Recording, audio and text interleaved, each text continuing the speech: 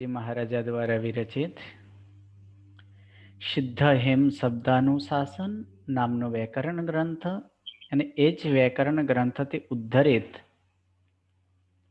પંડિતજી શિવલાલજી દ્વારા નિર્મિત હેમ સંસ્કૃત પ્રવેશિકા નામક ગ્રંથ, જેમાં આપણે નામપદ જોઈ રહ્યા છીએ.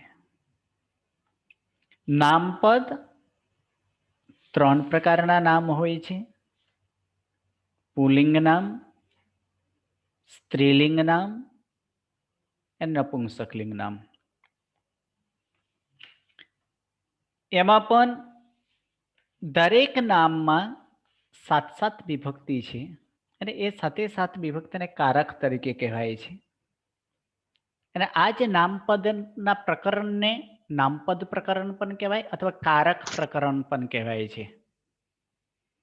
અને એ જ કારક પ્રકરણની અંદર, કારકની અંદર જે 7 વિભક્તિ કર્તા, કર્મ, કરણ, સંપ્રદાન, અપાદાન, સંબંધક અથવા ગૌણ, અને 2 નામ કહેવાય છે. સંબંધક પણ કહેવાય અથવા ગૌણ નામ પણ કહેવાય છે. અને એક અધિકરણ. આ 7 વિભક્તિ છે. એ ઉપરાંત એક 8મું તરીકે કહી શકાય કે સંબોધન, જેને સન્મુખ બોલાવવા માટે જે સંબોધન જે કરાય, તે સન્મુખ બોલાવવા માટે જે કરાય તે સંબોધન તરીકે છે. તો એમાં પણ કે પ્રથમા વિભક્તિ એ કર્તાને થાય, દ્વિતીય વિભક્તિ કર્મને થાય છે, તૃતીય વિભક્તિ કરણને થાય, ચતુર્થી વિભક્તિ સંપ્રદાનને થાય, 5મી વિભક્તિ જે છે, પંચમી વિભક્તિ તે અપાદાનને થાય, 6ઠી વિભક્તિ સંબંધક અથવા ગૌણ નામને થાય, અને 7મી વિભક્તિ અધિકરણ, અને છેલ્લું જે છે તે સંબોધન, કોઈને સન્મુખ કરવાનો હોય તો તે સંબોધન તરીકે છે. આ 7 વિભક્તિ છે.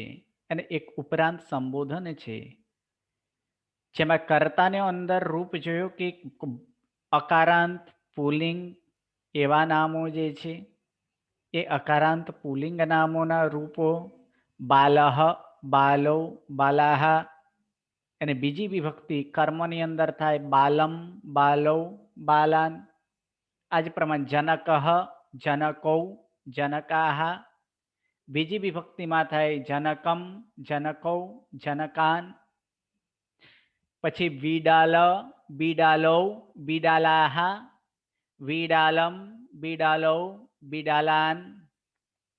ધર્મ, ધર્મૌ, ધર્માહ, ધર્મમ, ધર્મૌ, ધર્માન. ગ્રામ, ગ્રામૌ, ગ્રામાહ, ગ્રામમ, ગ્રામૌ, ગ્રામાન. બ્રહ્મણ, બ્રહ્મણૌ, બ્રહ્મણાહ, બ્રહ્મણમ, બ્રહ્મણૌ, બ્રહ્મણાન. વીર, વીરૌ, વીરાહ, વીરમ, વીરૌ, વીરાન. આ પ્રમાણે જે છે એ પ્રથમ વિભક્તિ અને બીજી વિભક્તિ થાય. 3 પ્રકારના કર્મો પણ આપણે જોયા હતા કે કર્મના 3, એની અંદર જે ઉત્પન્ન, નવું જ ઉત્પન્ન થાય. ત્રીજા નંબરની અંદર જે નાશ પામતો હોય, અને ત્રીજા નંબરમાં જે કોઈ પણ ફેરફાર નથી થતો હોય છતાં એવા અર્થે થાય છે કે જેમાં નવું ઉત્પન્ન પણ નથી થતા, નાશ પણ નથી થતા, જેમાં કોઈ પણ ફેરફાર ન થાય, તે એવા ત્રીજા નંબરની અંદર આવા 3 કર્મો પણ જોયા હતા. ક્રિયાપદને શું પૂછવાથી અથવા ક્રિયાપદને કોણ પૂછવાથી જે જવાબ આવે તે કર્તા થાય. ક્રિયાપદને કોણ પૂછવાથી જે જવાબ આવે તે કર્તા. એટલે ક્રિયાપદને શું પૂછવાથી જે જવાબ આવે તે કર્મ થાય સામાન્યથી. અને જેમાં બંનેનો જવાબ ક્રિયાપદને કોણ અને શું આ બંને પૂછવાથી જો એક જ જવાબ મળતો હોય તો તે સમયે તે કર્તા જ થાય. તે સમયે તે કર્મ નથી બનતા. આટલું સુધી આપણે જોયા હતા. છેલ્લે એક સંધિનો એક નિયમ તમને કીધું હતું કે પદાંત ન પછી ચોકી છ, ટકે ઠ અને તકે થ આવે અને તેના પછી પણ જો ધૂટ સિવાયનો વર્ણ હોય, વ્યંજનની વાત નથી કરી પણ ધૂટ સિવાય વર્ણની વાત કરી છે, એટલે સંપૂર્ણ સર્વ એવા વર્ણો લેવાના છે. એટલે ધૂટ સિવાયનો વર્ણ હોય તો તે સમયે એ પદને અંતે રહેલા જે ન હોય એ ન નો જો ન પછી ચોકે છ આવે તો તેનો તાલવ્ય થાય. ન પછી જો ટકે ઠ આવે તો તેનો મૂર્ધન્ય શ થાય. ન પછી જો તકે થ આવે તો તેનો દંતસ તરીકે થાય. અને આ નોના પૂર્વ અક્ષર ઉપર એટલે નોની પહેલા જે સ્વર છે એ સ્વરનો અનુસ્વાર અથવા તો અનુનાસિક વ્યંજન થાય. આ નિયમ છે. એ જ નિયમને આગળ આપણે ટૂંકમાં આપણે જોઈએ કે કેવી રીતે શું થાય છે. તો સૌ પ્રથમ સિચ્યુએશન પ્રમાણે કે જે અહીં પ્રથમ નંબર સિચ્યુએશન એ છે કે પ્રથમ નંબર શું જોઈએ છે? ન ક્યાં હોવું જોઈએ? પદાંત. પદાંત ન હોય. પદાંત ન જોઈએ. પદને અંતે ન હોવું જોઈએ. સેકન્ડ નંબર, ન પછી ચ અથવા છ, ટ અથવા ઠ અથવા તો ત અથવા થ આવે. ત્રીજા નંબરમાં આટલું તો હોય જ, સાથે સાથે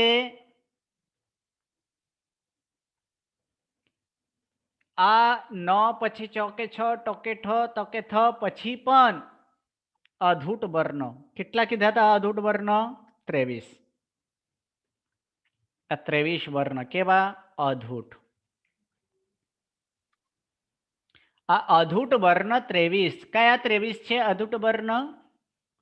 તો અધૂટ 23 વર્ણની અંદર 14 સ્વર, 5 વર્ગનો પાંચમો અક્ષર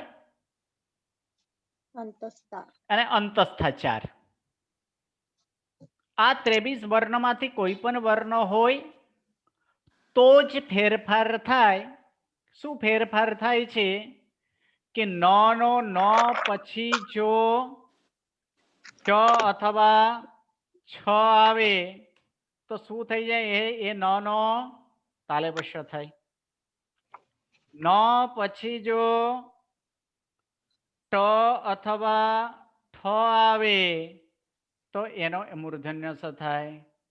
ન પછી જો ત અથવા થ આવે તો એ ન નો દંત સ થાય. પણ નોની પહેલાનો સ્વર એટલે કે નોની પૂર્વે જે સ્વર હોય એટલે નોની પૂર્વે ચોથા નંબરની અંદર કહે છે નોની પૂર્વના સ્વર.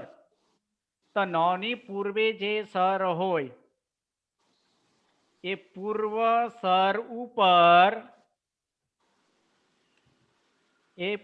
સ્વર ઉપર કાં તો શું થાય?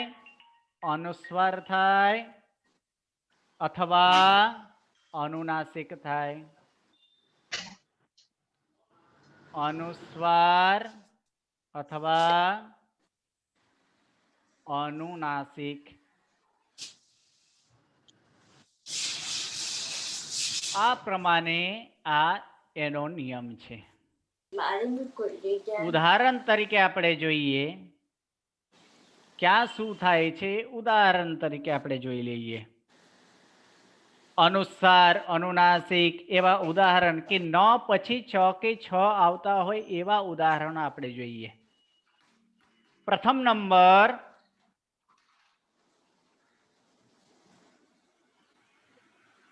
અલંકારાન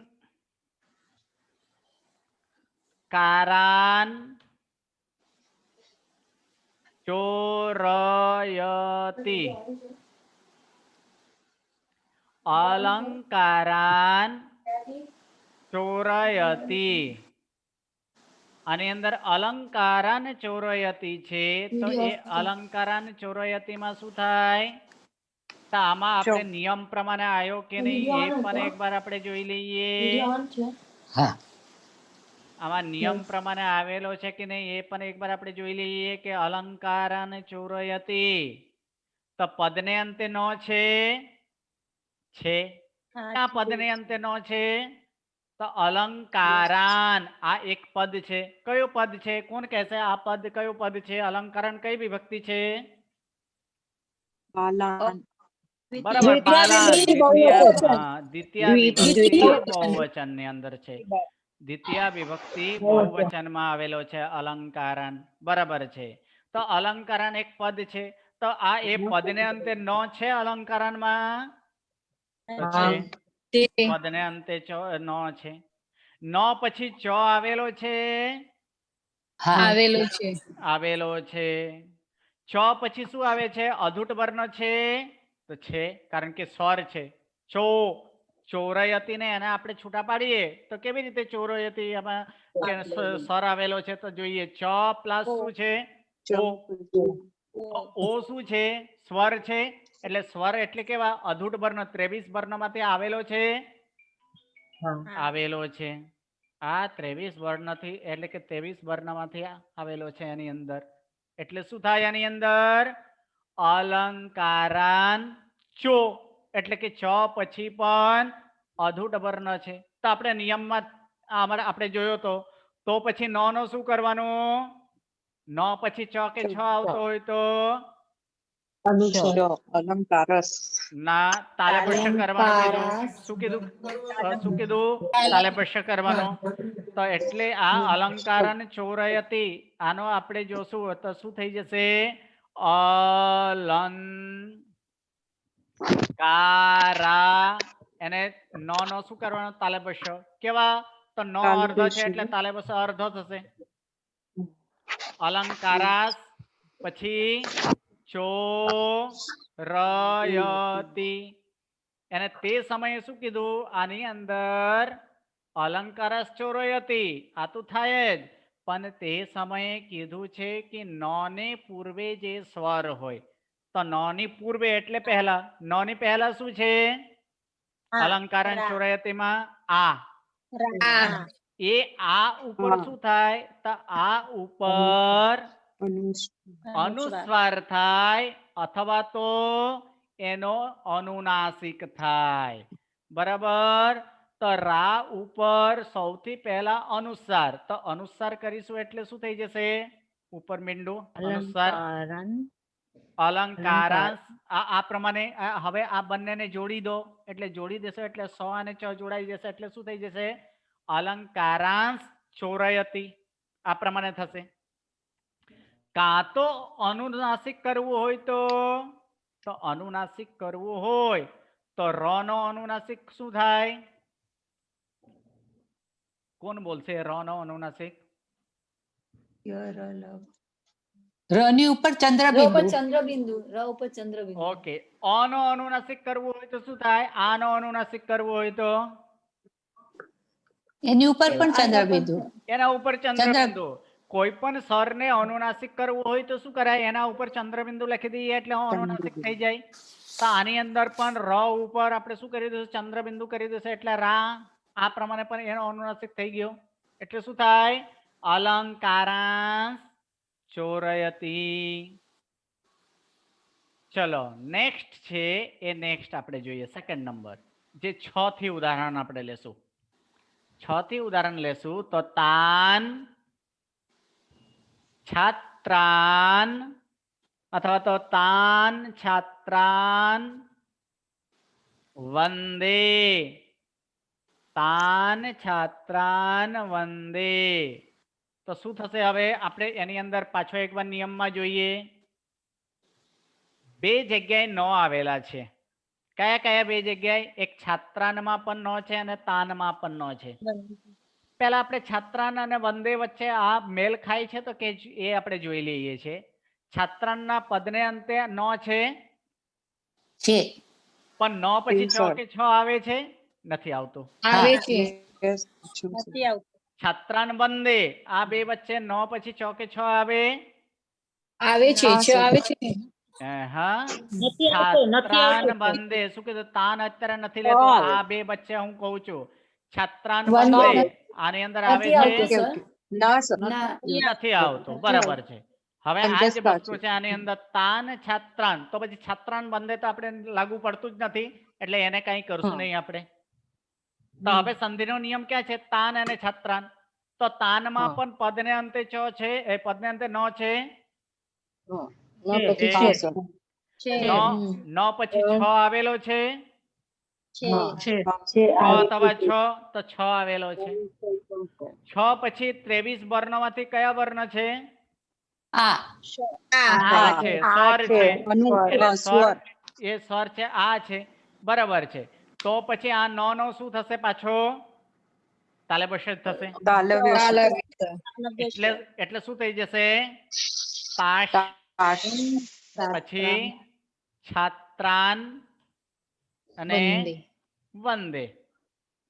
હવે શું કીધું તું? તાશ છાત્રાંશ, એને ઉપર એ નોની પૂર્વે કયો સ્વર છે? નોની પૂર્વે શું છે? આ છે. તો આ ઉપર અનુસ્વાર મૂકો, એને બંનેને જોડી દો એટલે શું થાય? તાંસ છાત્રાન વંદે. આ પ્રમાણે થાય. અથવા એને અનુનાસિક કરવું હોય તો શું થાય? તા ઉપર ચંદ્રબિંદુ કરી દો એટલે શું થાય? તાંસ છાત્રાન વંદે. હવે ટોકી ઠ વાળા આપણે લઈએ. ટોકી ઠ વાળા.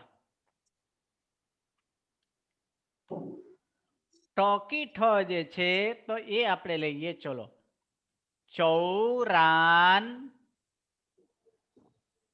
ટંકતી.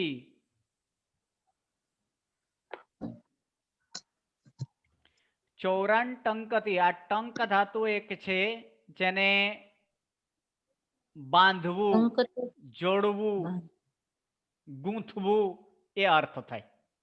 પહેલા ગણનો છે ટંકતી. પહેલા ગણ પણ છે અને 10મો ગણ પણ છે. એટલે ટંકયતી પણ થઈ શકે છે, ટાંકયતી. પણ આની અંદર પહેલો ગણ આપણે લીધા છે એટલે શું થાય? ચોરોને બાંધે છે એવો અર્થ થાય. તો આપણે આની અંદર જોઈએ, પદને અંતે નો છે, ચોરાનમાં છે. નો પછી ચોકે છ, ટકે ઠ, તકે થ માંથી કઈ આવે છે? ટ છે. અને ટ પછી 23 વર્ણ માંથી કઈ વર્ણ આવે છે? અવર્ણ આવે છે. શું છે? અવર્ણ છે. ઓકે. તો પણ આની અંદર તો તે સમયે શું કીધું? નો શું કરવાનું? ટકે ઠ આવે તો મૂર્ધન્ય સ. બરાબર છે. એટલે શું થઈ જાય? ચોરાશ, સૌરાશ અને આગળ ટંકતી. હવે અહીં ચોરાશ ટંકતી આ પ્રમાણે તો આપણે કર્યા છે, પણ એ નોની પૂર્વે જે સ્વર હોય, કયો સ્વર છે? આ છે. આ ઉપર શું થશે? એકવાર અનુનાસ્વાર, અનુસ્વાર. અને આ બંનેને જોડી દો એટલે શું થઈ જાય? ચોરાશ ટંકતી. અથવા શું થઈ જશે? અનુનાસિક કરશું તો ચંદ્રબિંદુ. એટલે શું થાય? ચોરાશ ટંકતી. ચોથા નંબરે ઠ થી ઉદાહરણ આવતો હોય એવા. તો ઠ થી ઉદાહરણ આવતો હોય એવા ગચ્છન, ઠકારમ,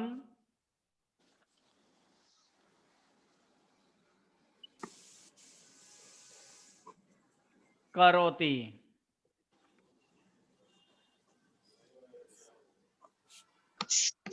તો ઠકારમ એટલે કરો મિનિંગ શું થાય?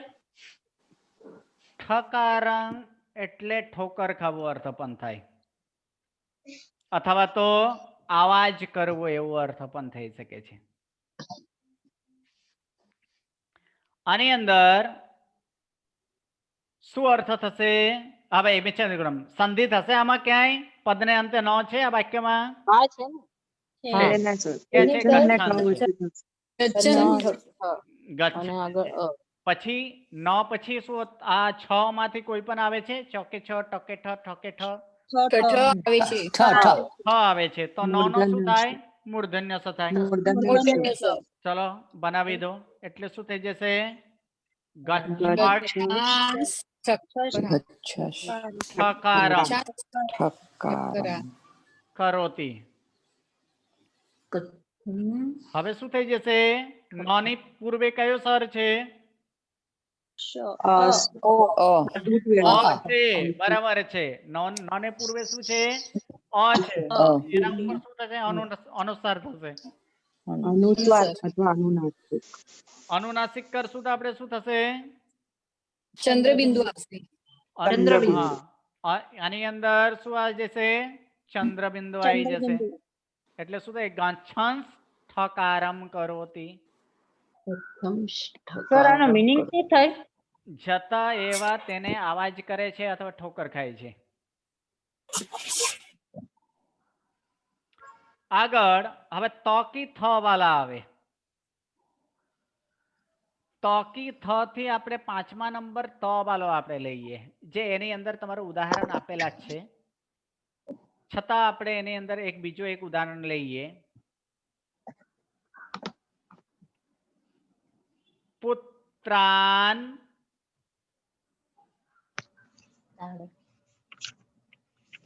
ત્યજતી. નો પછી શું આવે છે? તો આવેલો છે. તો નો નો શું થશે? દંત સ થશે. બરાબર છે. હા, દંત સ થશે. એટલે શું થશે? પુત્રાસ. પુત્રાસ ત્યજતી. નો ની પૂર્વે સ્વર છે? આ છે. આ ઉપર શું થશે? અનુસ્વાર થશે. એક બાર અનુસ્વાર. અને અનુસ્વાર ન હોય જ્યારે અનુનાસિક કરવું હોય તો અનુનાસિક કરવું હોય તો ચંદ્રબિંદુ ચંદ્રબિંદુ. એટલે શું થઈ જશે? પુત્રાંશ તજતી થઈ જશે. નેક્સ્ટ 6ઠ્ઠા નંબર જે આપણે થ થી ઉદાહરણ લેશું. વસ્ત્રૈહિ જનાન થૂડતી. વસ્ત્રૈ જનાન થૂડતી. તો અહીં શું થઈ જશે? હા, ત્યજ્યતીમાં અ ક્યાં પાછળ ય ક્યાં છે? આ તો ત ને પછી ય અને પછી અ આવે છે ને, પણ સ્વર નથી ને એક પણ કઈ. 23 વર્ણમાંથી કાંઈ પણ આવે છે? આવે ને. ય આવ્યો. ય ત્યજતી. ત અર્ધો અને ય. હા ગુરુજી સમજ આવે. હા બરાબર, ય આવ્યું. બરાબર, અનુસ્વાર આવ્યું. હા આવી બરાબર. વસ્ત્રૈ જનાન થૂડતી. આની અંદર ન પછી શું આવે છે? ન પછી થ આવે છે. એટલે શું થઈ જશે? દંત્યસ થઈ જશે. એટલે ત્રેશ મિચ્છામિ વસ્ત્રૈહિ જનાસ થૂડતી. હવે નો ની પહેલા કયો સ્વર છે? આ છે. અનુસ્વાર કરો અને બંને જોઈન્ટ કરી દો. એટલે શું થાય? વસ્ત્રૈ જનાસ થૂડતી. અથવા તો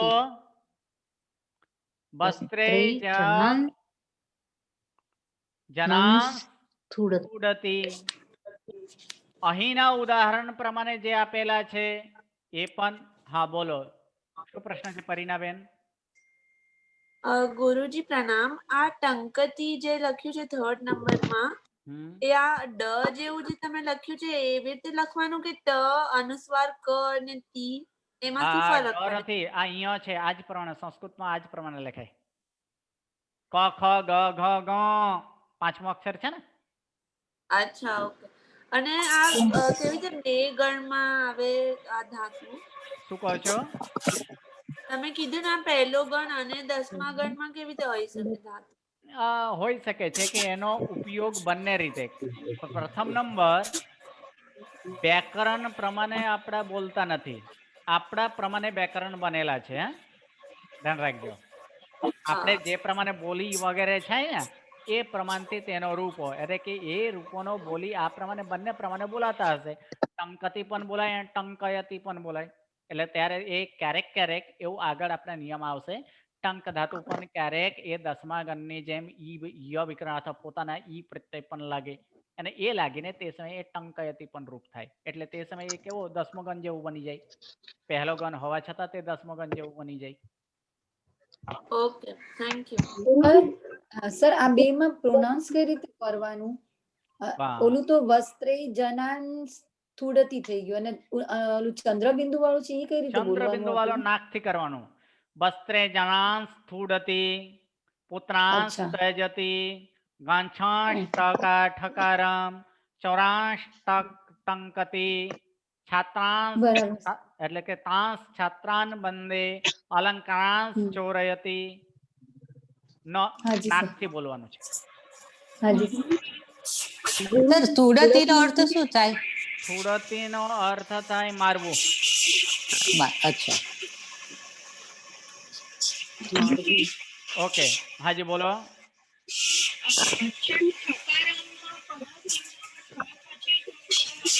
આગળ તારે એની અંદર અવાજ નથી આવતો. ઠ પછી અ આવેલો છે ને ઠકારમ, એટલે 23 માંથી અ એક પણ એ વર્ણ છે કે નહીં? હેલો, તમારે અવાજ બિલકુલ નથી આવતો. નેટ ચેક કરો કાં તો હેડફોન યુઝ કરો.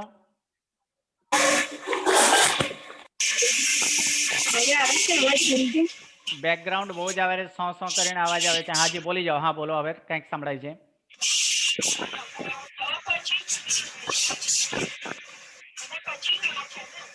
આની અંદર ચૌરાંશ ટંકતી ની અંદર કહો છો કે ઠકારમમાં કહો છો? શેમાં કહો છો? ઠકારમમાં. ગચ્છન ઠકારમ. ઓકે, ન પછી પ્રથમ નંબર નિયમ ન પછી ઠ આવે છે. આવે છે.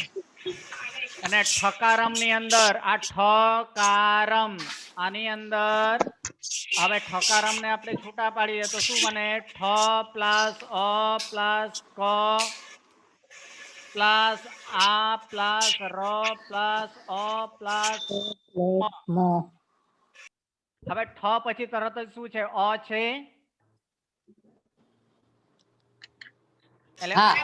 એટલે એ અ શું છે? આ 23 માંથી કોઈ પણ વર્ણ છે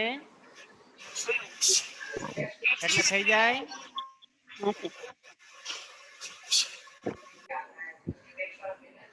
હલો, હા ચલો. હવે આ પ્રમાણે અહીં જે ઉદાહરણ આપ્યા છે તે પણ એની અંદર આપી દઈએ. ચોપડીમાં જે તમને છે એની અંદર તો પુસ્તકની અંદર શું લખેલા છે જો? બીડાલાન તાડયતી. બીડાલાન આની અંદર તાડયતી જે છે એ પણ આપણે કરીએ. ચલો, તો બીડાલાન તાડયતી એનો શું થાય છે?